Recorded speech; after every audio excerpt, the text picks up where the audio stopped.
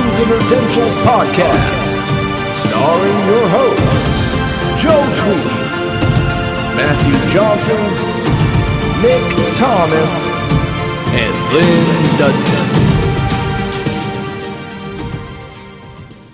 Welcome to Nerdentials, your weekly dose of the nerdy essentials covering film, TV, video games, and comic books.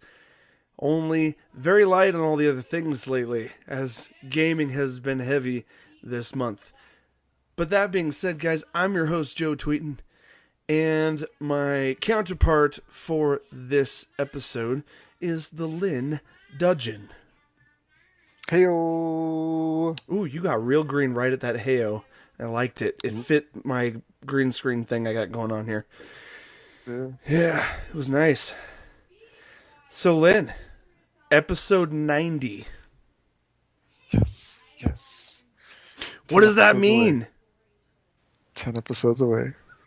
From 100! We're officially at the 10 episode mark. It's exciting. And don't worry, guys. This has not suddenly become a two-man show. If Nick happens to listen to the audio of this and he's like, "What the hell, man?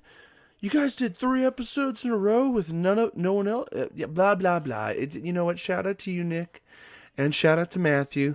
We're bringing you back in as soon as you guys are available. And to be fair, Nick, you went on vacation last weekend, so you weren't exactly available, if we can be honest.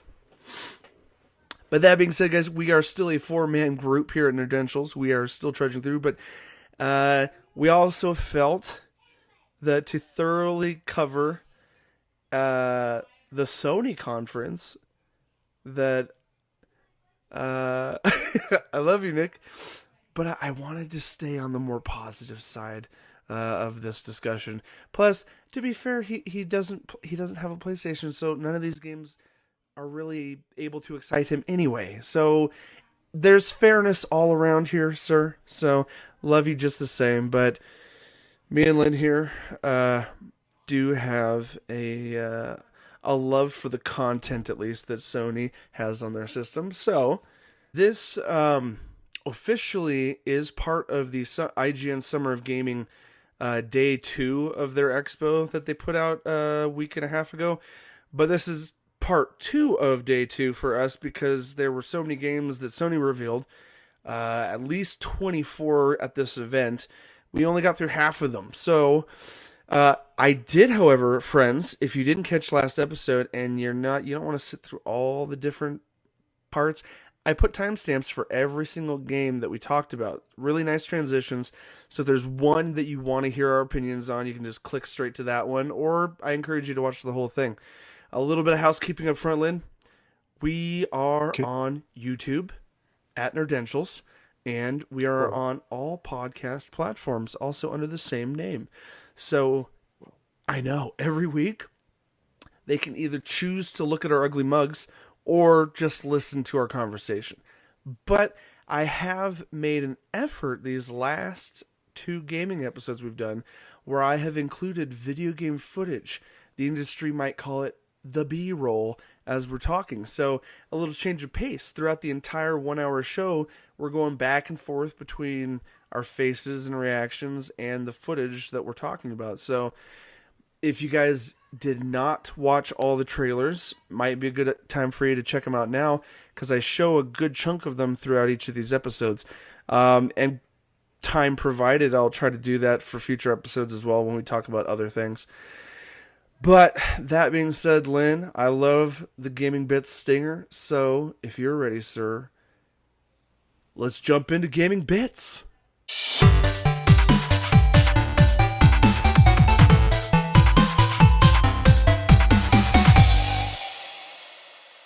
Alright guys, welcome to Gaming Bits. This is the Sony Reveal Event Part 2. Now, I do want to apologize up front. If you watched last episode, at the very beginning, I promised that we would discuss the actual PS5 reveal segment. Darn it, I know.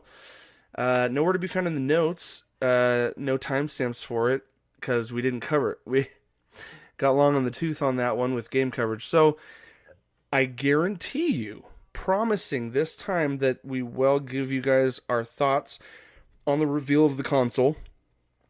after we get through the rest of these game reveals. So, first up, Mr. Lin, picking up right where we left off, all of these reveals are going to be, we're going to talk about them in chronological order that they were revealed at the event. So, picking up at the halfway mark, we had a title called Jett, Jett, The Far Shore, which it appears to be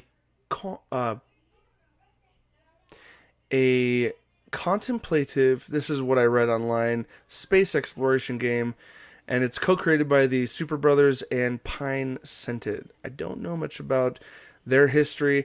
I think I just wanted to talk about the trailer on this one because I don't have a lot of, there's not much more about it right now. Yeah. So Lynn, why don't I'll throw it over to you for a minute. You give us a little bit of what you saw in the trailer.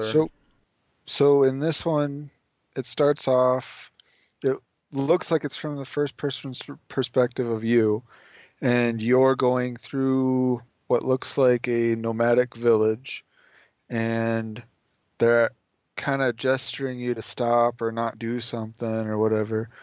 And then next it shows a rocket being launched up into space, and then a weird time skip montage, and then it cuts back to what looks like you scavenging the planet on what looks like a jet ski rocket. It has a really interesting aesthetic. The whole thing looks like ancient when it starts off, like like another country.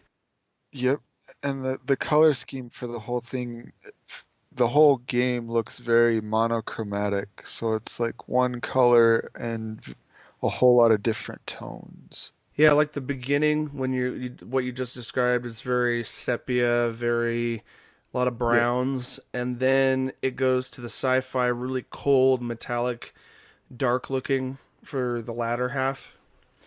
And then what happened towards the end there? You're kind of, it looks like you're jettisoning from the surface of the planet and passing a space station, and then the years, there's a counter in the middle of the screen showing the years passing. Yep.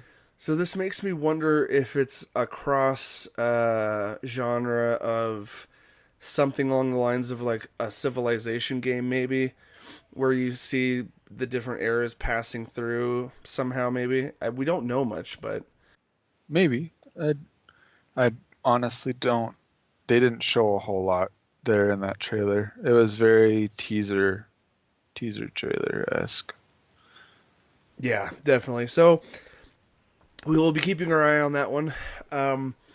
For games that they didn't show a whole lot about, we'll just kind of give some basic thoughts about it and then move on.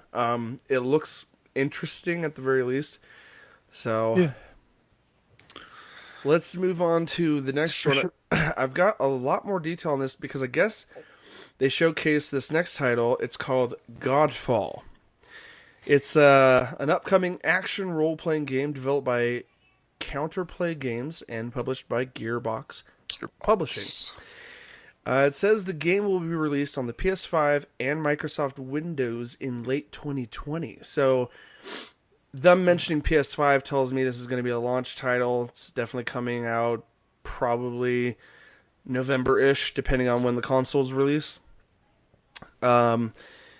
It's what we know about it so far. The little synopsis here is that Godfall offers a fantasy setting and a Souls-like combat system that can be experienced both single-player and co-op, with the chance to choose from one of 5 weapon classes and 12 total Valor plates that provide abilities. You'll be able to flex with your character throughout the game, creating a unique hero that's all your own. Now, I pulled this off of a couple gaming sites because there's been quite a bit of reporting on it since last 2019 E3, so that's why we know quite a bit about it. But the trailer looked pretty cool. And what are your thoughts on what we saw in this one? I definitely like the combat system. The way that it looked inside the game, with the ability to kind of switch on the fly with certain stances or certain different weapon types. And then I definitely liked the music in the trailer. I'm apprehensive to believe that will be the in-game No. soundtrack, but It'd be awesome if it was, though. could you I imagine? wouldn't hate it. It was. I think they definitely had a yeah. It was totally like a hip hop rap track, going through Yep. the whole thing. I thought it was pretty cool. It was nicely choreographed to the game footage. Yes. Indeed. So this is definitely one I want to check out, and I know you being a Souls fan, you will probably be checking this out too. Yeah. Yes. Indeed, I will. All right, and this one's coming right on the cusp of the next gen, so definitely excited to see that one come out. Let's jump over to our next title called Solar Ash. It's developed by Heart Machine and published by Annapurna Interactive. Let me give you Lynn. I'm gonna run through the quick little synopsis on it, and then Okay. I'm very curious about your thoughts. Solar Ash: the player journeys through the Ultra Void, a ravenous rift in space, swallowing worlds. It looks like a black hole in the trailer. It's a place of incredible danger and surreal spaces, a dream none can escape. Familiar though alien, lush but grotesque, peaceful at times and supremely violent in others, our characters must find solace in each other to make it through the spiral of despair they find themselves trapped in. And that's all we got as far as like the premise. Tell me what you thought, and maybe talk about what we saw in the trailer. Oh my gosh. This was the one with the wicked movement, wasn't it? Yeah. It had the Yes, it feels. it looked cell shaded, kind of a cartoony atmosphere, still on the realistic side, abstract realism. No. This game felt very much like it had the movement and the flow of like Jet Set Radio, where like you're fluently moving and there might be some sort of either lighting cue or sound cue within game Oh, that's a to great make callback, some dude. sense. So it definitely one that I'm probably going to check out just for because it looks like it has gravity mechanics to it combined with some really Platforming. wicked like wall running and The like movement also, the character feels like they're skating. yeah, it reminded me of the rapid, wicked, fast movement of Warframe a little bit too. Oh, yeah. Yeah. Like that game is like a Japanese version of Destiny as far as the kind of game that it is, but like the movement is like a little over the top because you're a samurai in space, for crying out loud. So, and Yeah. she definitely looks like a samurai in this trailer.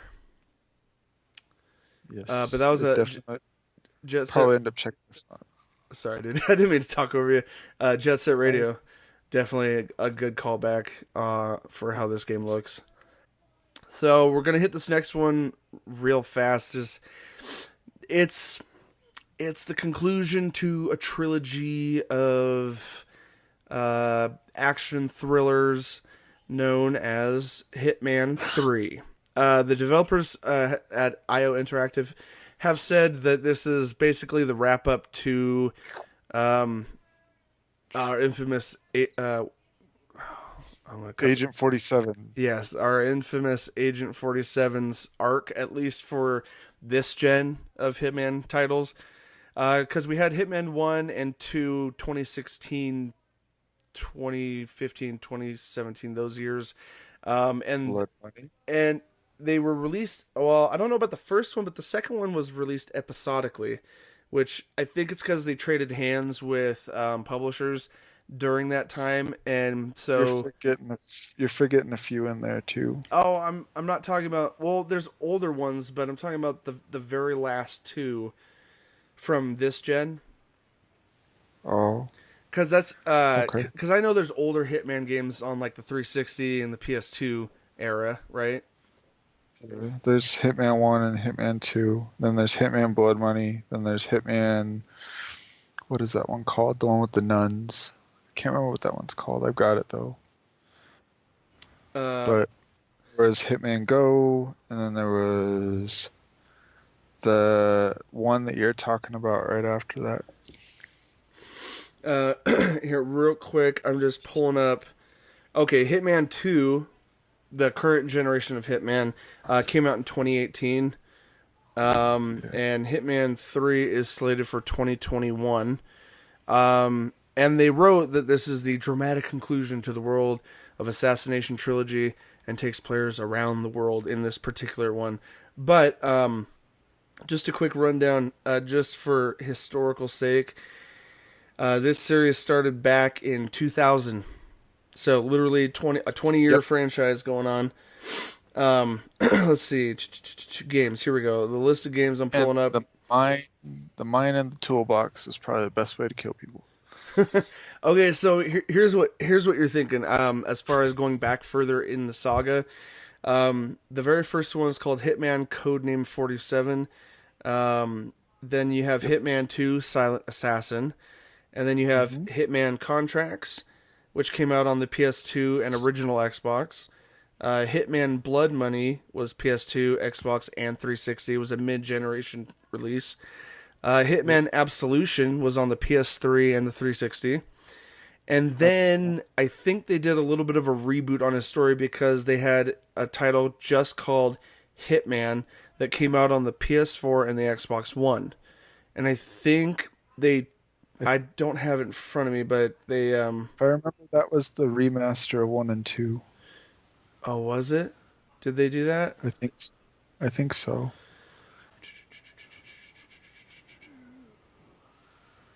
I might be wrong. Oh, you're fine. This isn't a deep dive on this particular franchise. We could come back on this later, but then they did Hitman 2 for the PS4 and Xbox One, and this 2021 next gen release is supposed to wrap up his story. That's what the developers are saying. They always say that, but if it makes money, in a couple more 3-4 years, we'll have probably another title. Oh yeah, we'll get a few more Hitman games. I can almost guarantee. Definitely. So this next one on our list is a familiar one for you, being a PlayStation owner. I was not around for the original release of Astro, involving, was it the Move controllers, and was it VR experience? I remember. Yeah, Lynn on screen is holding up one. Yes, it was. He was part of the Playroom, the VR Playroom, and then the original Playroom, the one without VR. Right, and so this one is called Astro's Playroom, ironically. It's an upcoming 3D platformer developed by SIE Japan Studios and Asobi Team Division. The game is a sequel to Astro Bot Rescue Mission, and this particular title is being loaded on every PS5 console without use of downloading. So basically, they're trying to... some comments I read online after on the trailer for this one that we're showing right now, people wrote... about how cute they think this character is, and this would make a perfect Sony PlayStation mascot. They need to get in on that. I mean, since all our old school ones, Ratchet and Clank, Crash Bandicoot, and Tomb Raider, those are the PS2 era, mascots for Sony, and we've continued getting those recently. We've gotten remasters. And we're not going to talk about it today because it wasn't in the reveal event, but we do have a new Crash Bandicoot. It's called Crash Bandicoot About Time is the subtitle. Yeah. And but so what are your thoughts on this platformer? It looks like it deviates from what the original intention for Astro was, and that was like almost like a gimmick to show off the VR a little bit. Compared to this one, it looks like a full platformer, like Mario platformer. Yeah, and that's the way that the VR game played with Astro, was that it was a platformer, but you were stuck to your controller and you controlled him like that with the little zip line and everything and the coins and the enemies. But it's nice to see it get its own standalone game that's not tied to the VR solely. Right, yeah, because they're not selling it as that, and it's definitely a full-blown Mario-esque platformer this time around. As far as a standalone, I mean. Yes. So, I didn't have. Okay, all we know. So, there's not much of a synopsis here, but our next title, Little Devil Inside. It's an upcoming action adventure role playing video game developed by Neostream Interactive. And what we saw in the trailer was it tells a two-part story. One part follows an elderly man's pampered life. He kind of looks like a crotchety Mr. Scrooge. And the other part follows a monster hunter who works for him. Didn't make the direct connection that he was working for him, but that's an interesting little insight to what we saw. There was a lot of back and forth. There was also, it looks like there's going to be a little bit of humor, unless it was just the PR's move to edit it just right. But if the trailer speaks on what we might see for humor, there's a part where the boy is crawling down a cavern. There's a massive frog with his jaw open. He drops a bomb in it, and right as the bomb drops, it cuts to the old man sitting on a toilet and a little tink in the toilet of him going to the bathroom. I was like, what is this? How did you feel about this little adventure, the back and forth? I like the style of it, of the game itself and the humor. I really hope that does show through in the actual game. Also, the monster design within the game itself. The ones that the boy confronts? Yeah, like the first one he comes across is a giant cockchafe, which is like a half chicken, half dragon. And then there's a werewolf that he fights after that. And is there a I might be thinking of the wrong trailer, but was there a dragon in this one? There is. Or something similar? Nope, there's a giant black dragon. Yeah, that was like towards the end of the trailer, I believe. So I'm very curious about this. The one thing I will give praise to the Sony platform for is with all their exclusives and / timed exclusives. Because the one theme I noticed at the end of at least a third of these trailers was it said temporarily exclusive on the PS5, or for a limited time it would be exclusive, and it's in fine print because they don't want you to know. Don't wait for it to come on Xbox. But I don't know if this one was, but the thing I was praising the Sony platform for is just how many really cool, unique single player adventures and games in general that they are able to put on this platform. And just as a side note, like I know we had Inside Xbox reveal last month, which showcased a bunch of third-party stuff. But the one thing a lot of people forget, because after this came out, there's so many memes and fanboy haters on Xbox about all these really cool solo title first-party things.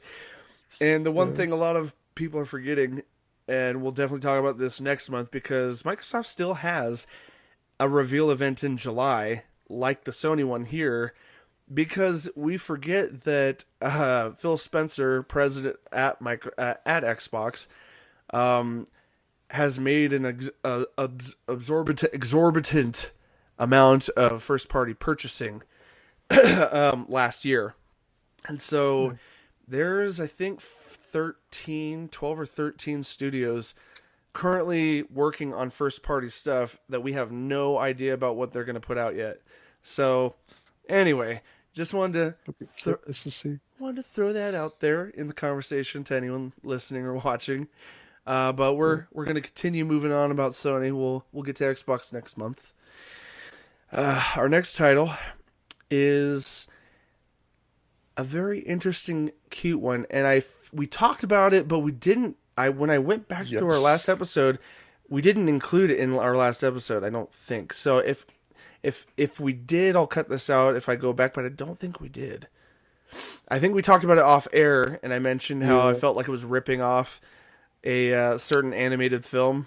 A movie, yeah. So, without further ado, this next title is called Bug Snacks. It's described as an adorable anthropomorphic snack gathering game from young horses that was revealed at this event.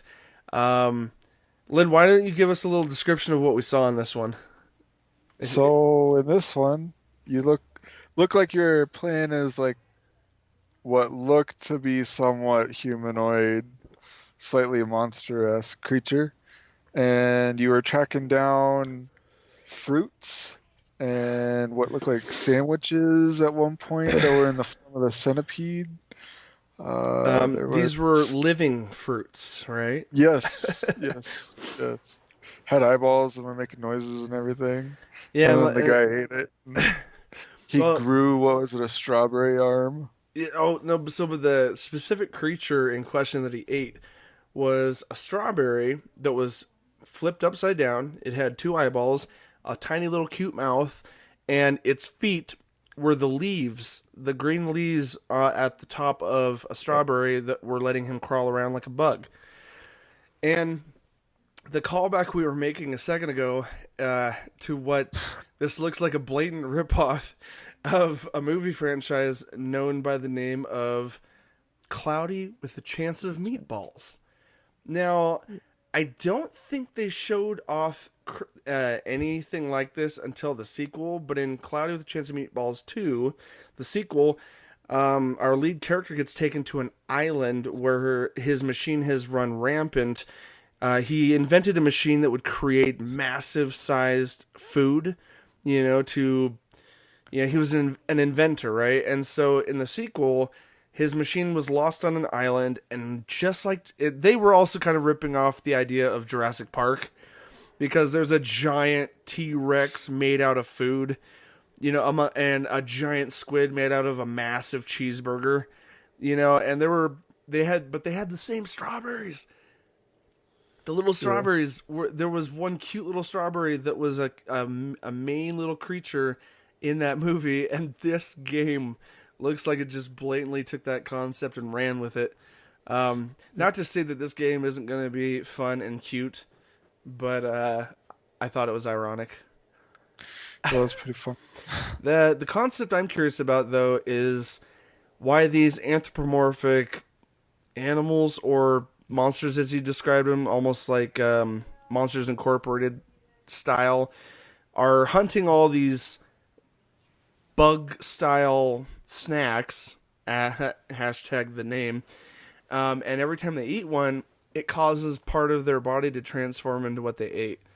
So I am very curious as to where that's going to lead in the concept. But we have spent enough time talking about bug snacks.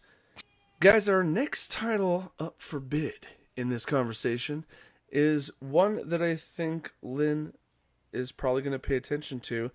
And I've seen a lot of crossover examples of the original versus... And people thought this was a remaster, but I just read word in an article that this is a full-blown remake, where they redid the graphics from the ground up. Everything has been completely redone, restructured in the same way. And we are talking about Demon's Souls, the original. Praise the sun god. Praise the sun god. It's developed by This particular remake is developed by Blue Point Games, the developers behind the PS4 remake of Shadow of Colossus. Have you checked that? Did you check that one out, Lynn? The remake. Shadow of the Colossus. The remake. Yes. Yeah. Yes. And it was announced its new PS5 game, a remake of the beloved From Software PS3 exclusive Demon's Souls. And also it says here on a side note, Japan Studios is helping Blue Point in the development. So, how'd you feel about this trailer, and what's your history with the original game? Do you have any? I have a little bit into it. A lot of frustrated controller throws due to lack of my own skill. But and this is yes. Demon's Souls. When people talk about Souls games and their challenge in combat, this is like the grandfather of that genre that people compare games to when they're talking about skill required combat in a third person hack and slash RPG. Yep. if you don't dodge or block at the right time, you get punished for it And brutally. I would like to compare it to in a very different light, but with a similar challenge, the Ninja Gaiden series.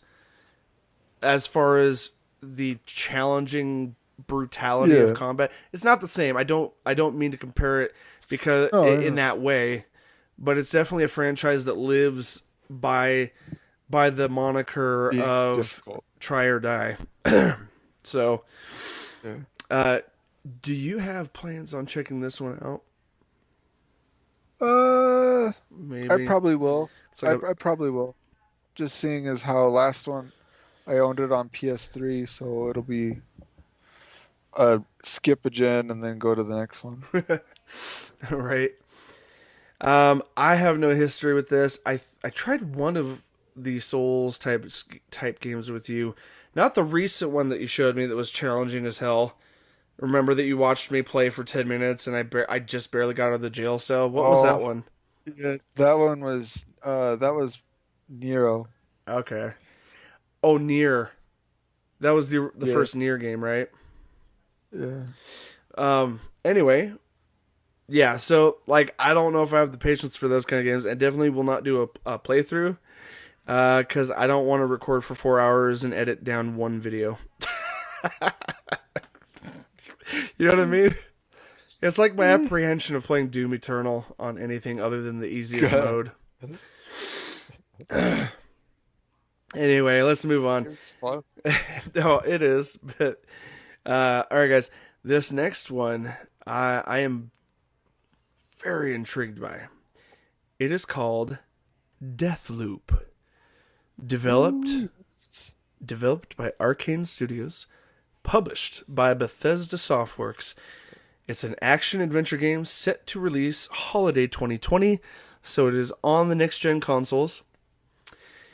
Here is a slightly lengthy premise, and then I want us to talk about what we saw in the trailer. So, Deathloop transports you to the mysterious island of Black Reef, where an eternal struggle between two extraordinary assassins will determine the island's future. As Colt, you must find a way to put an end to the time loop, trapping the island in an endless cycle, all while being hunted by the island's inhabitants. Using your powerful weapons and abilities, you'll need to take out 8 key targets across the stunning yet chaotic island before the day resets in order to break the loop once and for all. But lurking in the shadows is rival assassin Juliana, whose sole mission is to take Colt out and keep the loop going. Learn from each cycle, try new paths and approaches, and break the loop. That is the trailer. So let's talk about the trailer. How'd you feel about what we saw, dude? The trailer for this very much feels like Dishonored, with the spell usage, the blade, the freaking snapping a guy's neck after jumping off a roof, the weapon switch abilities and all that, and then the force push was pretty cool. Or like he like swiped and then threw him out the window. Or when he was running down the alleyway in the beginning of the trailer, he aimed up at the top of a building and pulled himself up. Yeah, his watch turned into like some kind of weird telekinetic grappling hook or something like that. Yeah, it was pretty cool. And the other cool thing was, in the trailer, as you're taking out targets, when you kill them, their body just poof evaporates into nothing.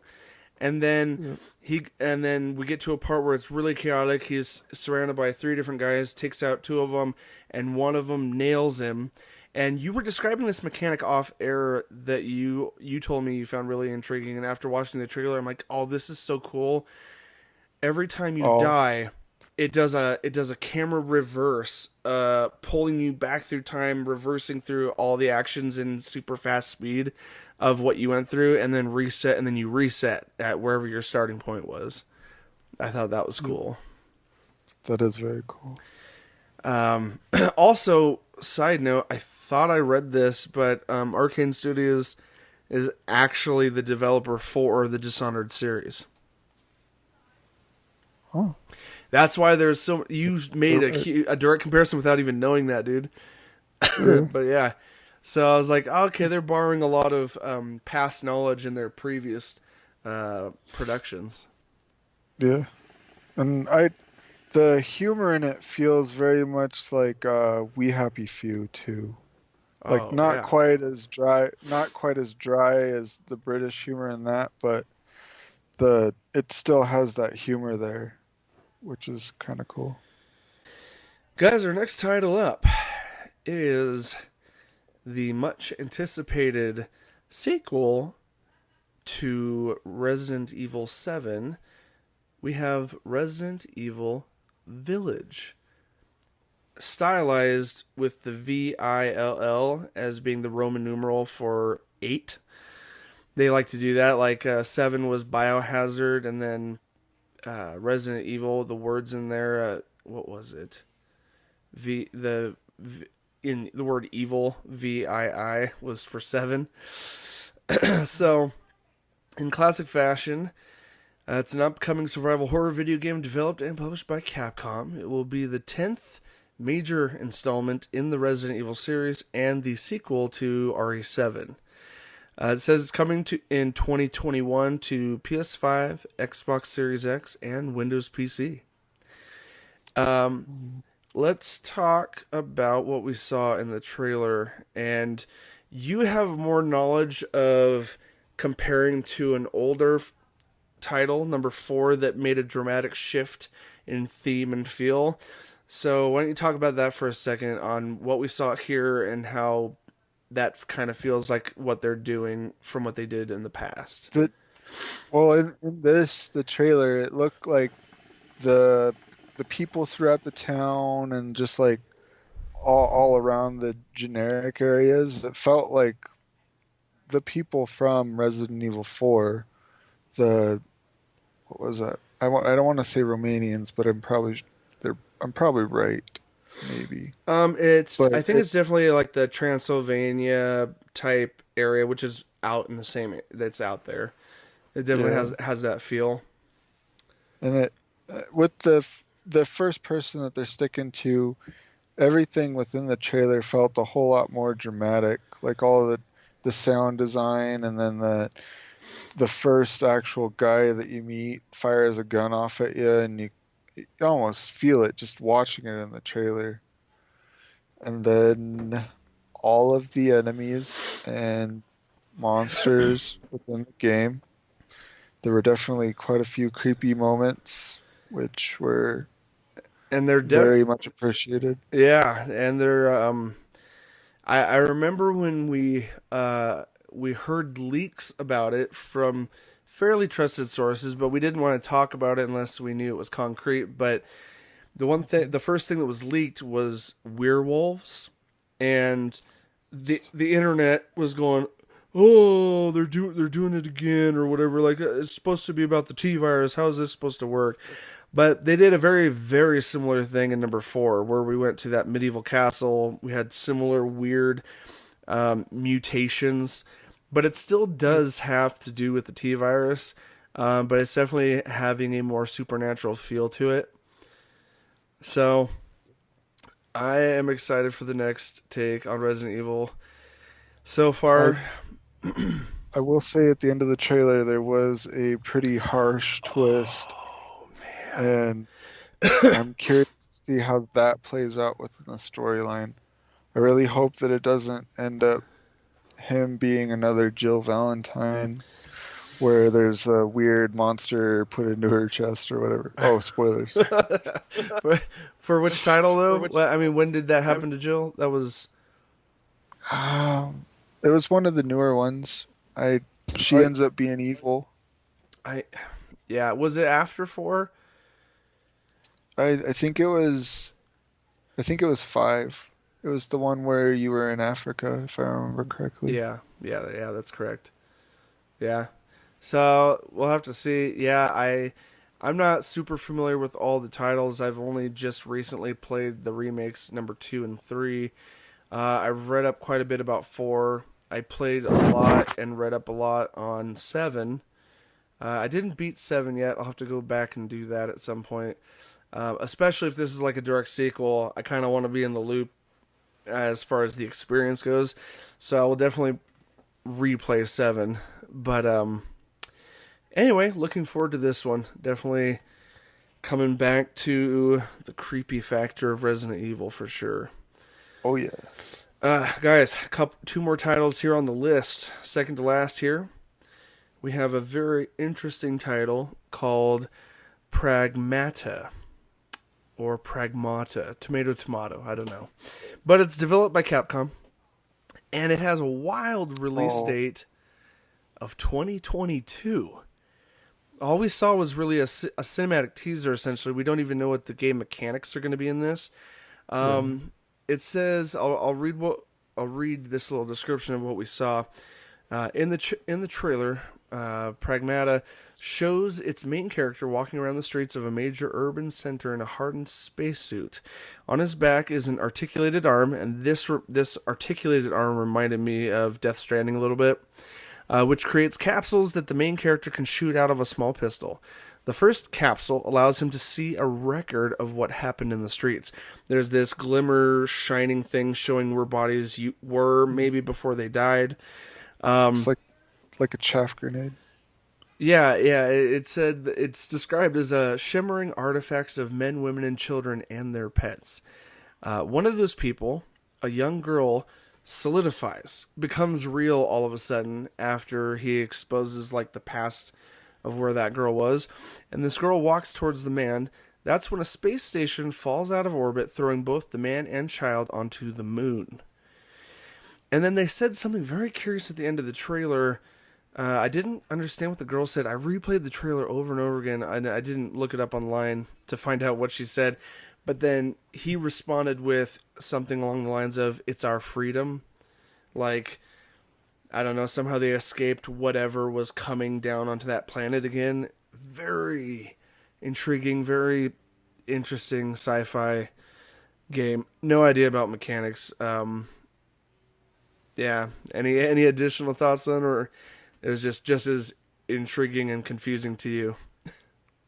It looks very much like Death Stranding. Oh, yeah.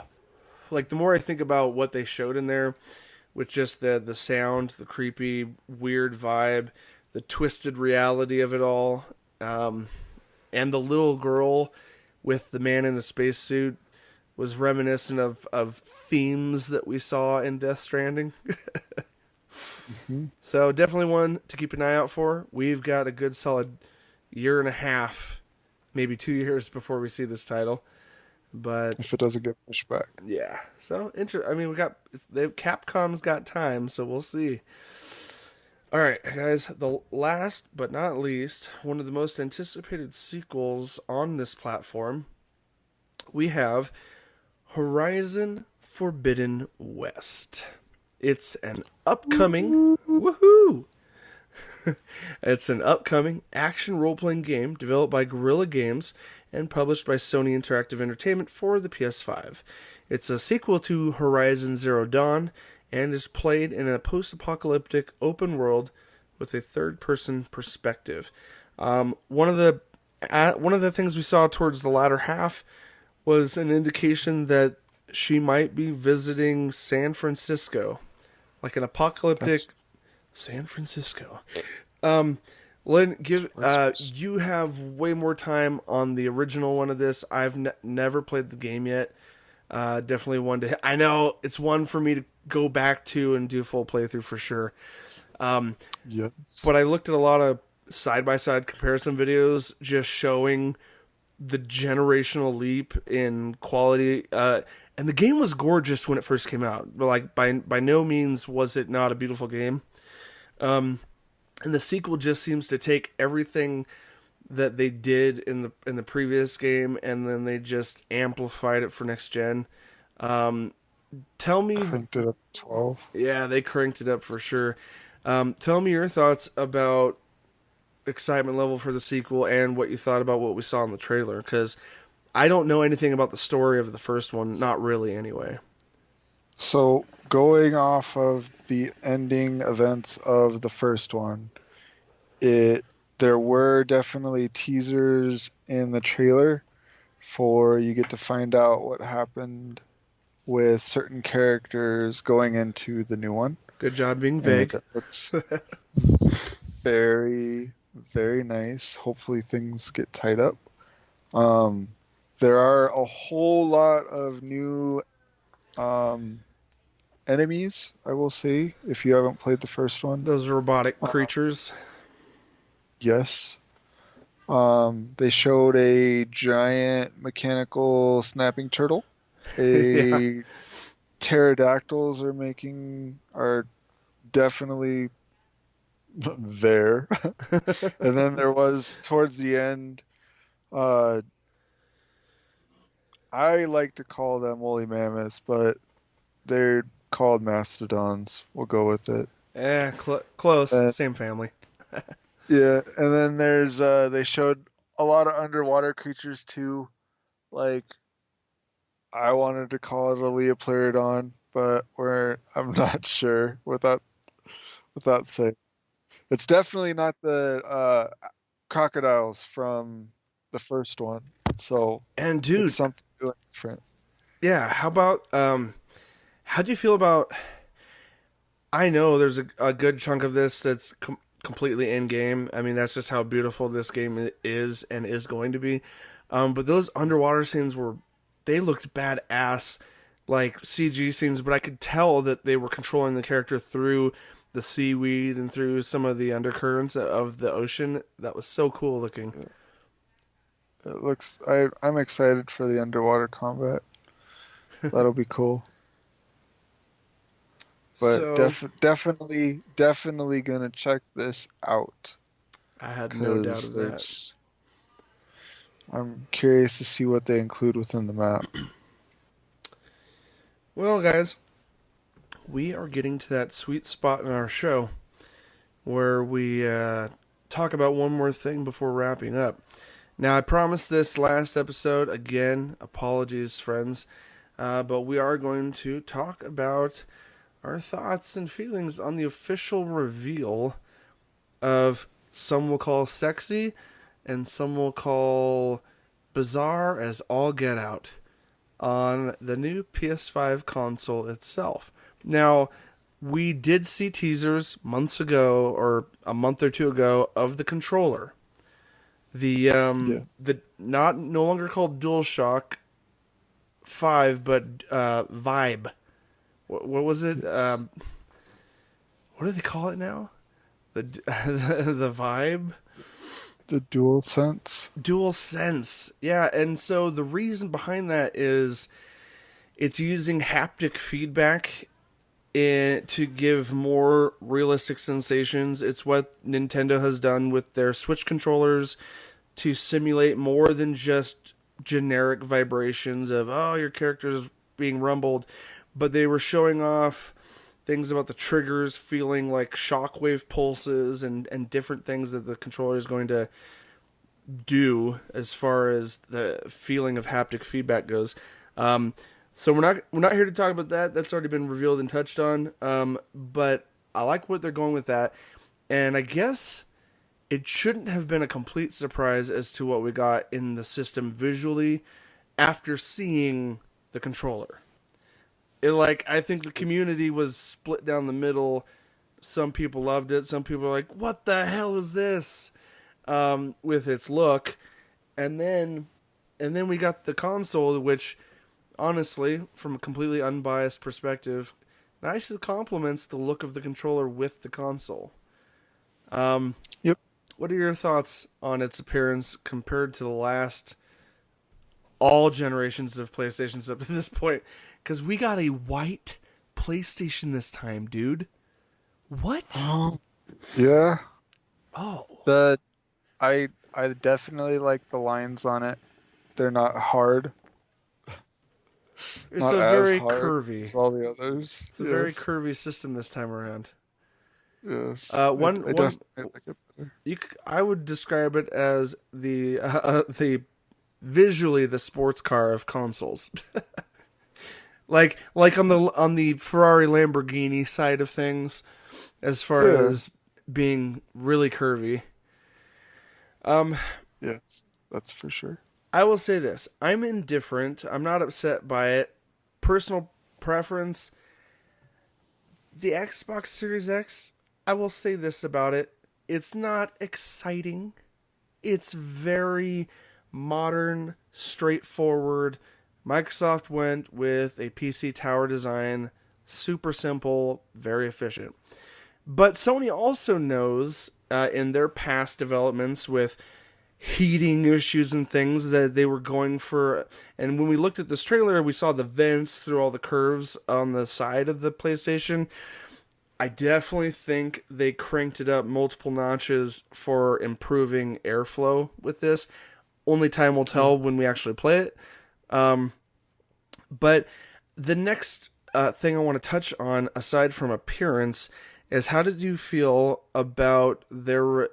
No one had any clue that they were going to jump the gun finally and actually offer more than one SKU on launch day. We're getting a disc-based traditional PlayStation and a discless all-digital version. And I've watched multiple videos on I guess we don't even know about a price yet. Nothing's been set in stone on either console. But one thing that's been speculated is the cost of the PS5 was announced in the media that Sony's cost was going to be roughly $450 for all the parts that are in it for the full version. So $450 is like their cost. So we talked about this in the past about, between the two consoles and the competing of pricing and how most consoles nowadays are willing to take either break even or take at least a little bit of a loss because they're banking on the sales of games. And Sony, more than anyone this generation, is banking on sales of first-party titles. That's why they have so many. And Sony's always been in the lead on that front for first-party titles. So my speculation, we'll talk about Xbox next month. We've already did a cross, comparison of what we thought about what Microsoft's going to be willing to do. What kind of... Yeah. They're financially, Microsoft is a way bigger company, money-wise, to where they could theoretically, and Phil Spencer openly said in the last couple interviews that I've watched that him and the CEOs and CFOs of Microsoft are all on the same page with him, and he has said that their pricing will be flexible. I'm using air quotes right now. And I don't think they're joking about that. But Sony is in the lead, but the contemplation has always been, okay, are they going to be too comfortable in their position of being the leader in consoles out there and go with a higher price point? Or are they going to try to take a loss to compete with clearly Microsoft's very, aggressive potential pricing? But herein lies the interesting point, because we're talking about the PlayStation. The digital-only version. The disc version that the PS5 has is 4K Ultra Blu-ray. And some people use the PlayStation solely for... Not solely for, but it's their only Blu-ray player in the household and their gaming system. So the curiosity here is $450 for the full version. Are we going to see, maybe the all digital version is, $350, $400 flat, and maybe the disc version is $455. I've never seen a console do a half measure on the $100 points. They usually try to round it down or up to a really nice $399 or $499 to have that appealing flat appearance of pricing.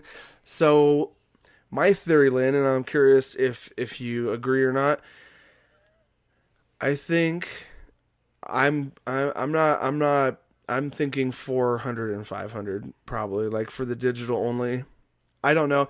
They might try to undercut because they know Microsoft is going to try to come in aggressively with it. So I don't know. What are your thoughts on the price difference between digital and non-digital? Sorry, I talked a lot, dude. I'm gonna say that it'll probably end up being 3 and 4. $300. Yeah. 3 for the digital, and then 4 for the disc-based.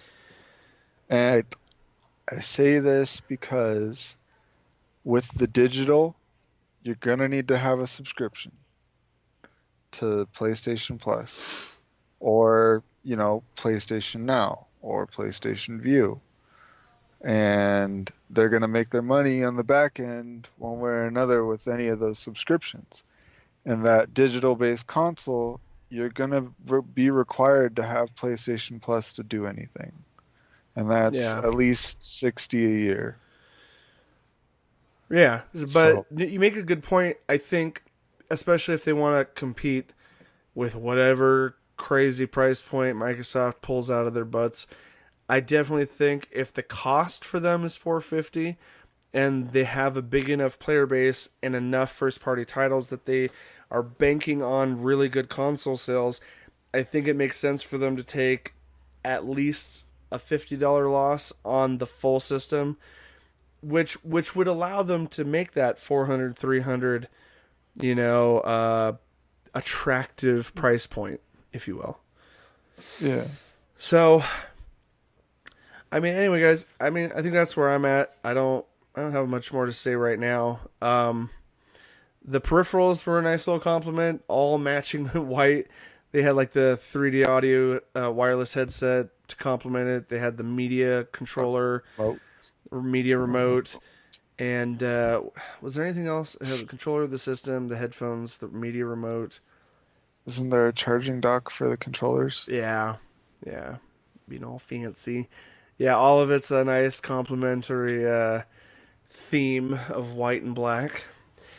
I'm not gonna lie, I love how it looks personally. And Lord willing, with a really cool, good hookup, I might end up with one. I don't know. Right? Right. Anyway, You might.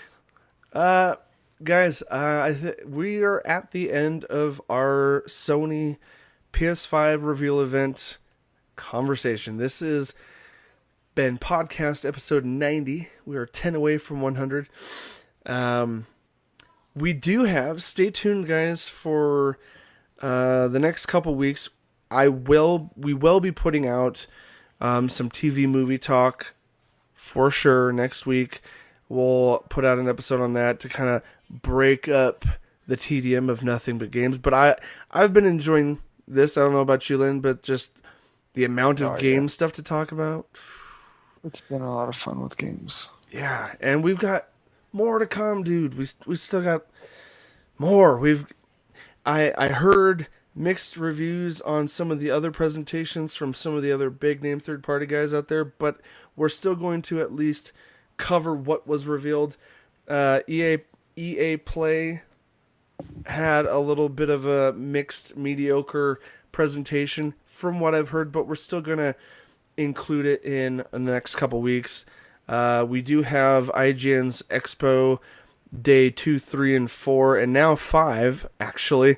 But we'll mix things up. We'll still cover as much as we can of what they have revealed and put out there, and we'll talk about our excitement for those. And then next month, dude, it comes around another circle with Microsoft finally showing some first-party stuff. So, all you guys out there listening and watching, look forward to that. What's that, Lynn? I said that'll be fun. Yeah, excited for the next few weeks with more gaming releases and announcements. So, guys, wrapping things up now. I didn't mention it up at the front, which I should have, but if you guys are watching us on YouTube, leave a comment down below on this episode. Let us know which of these titles you're excited about in this part 2 coverage here. And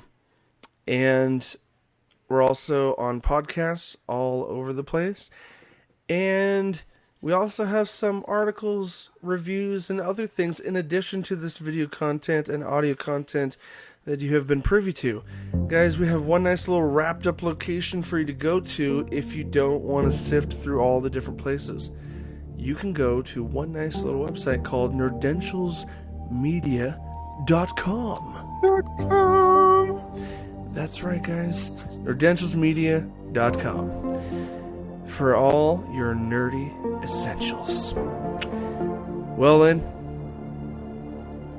friends, this has been Podcast 80, your nerdy gaming essentials this week. For myself and Lynn, as always, nerds, we'll see you on the other side.